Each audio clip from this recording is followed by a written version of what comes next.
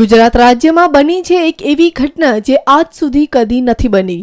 પોરબંદરના લોહાણા બાળાશ્રમના ગૃહપતિ રાજુ કાનાણીએ એક નહીં બે નહીં 10 માસૂમ બાળકો સાથે કર્યું સામૂહિક કુદરત વિરુદ્ધનું કૃત્ય। 8 થી 10 વર્ષના માસૂમ બાળકો સાથે કર્યું દુષ્કર્મ। સાંભળો શું કહે છે આયોગના અધિકારી આ વિશે।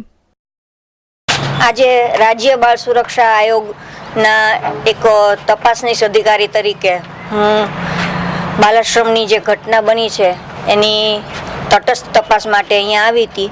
બાળકો અને સંબંધ કરતા અધિકારીઓ એની સાથે મેં વિસ્તૃત મુલાકાત અને જાત તપાસથી ઘણું બધું ઇન્વેસ્ટિગેશન કર્યું છે અને રાજ્ય સરકાર વતી આયોગ આ અંગે તટસ્થ તપાસ કરશે અને બહુ ટૂંક સમયમાં જે ગુનેગાર છે એને જુદી જુદી કાયદાકીય કલમો અંતર્ગત આકરામાં આકરી સજા થાય એવો અમે પ્રયાસ કરીશું।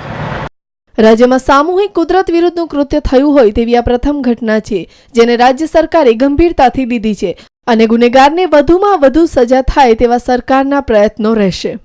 કેવરી અત્રી, ન્યૂઝ ઓનલાઈન, રાજકોટ।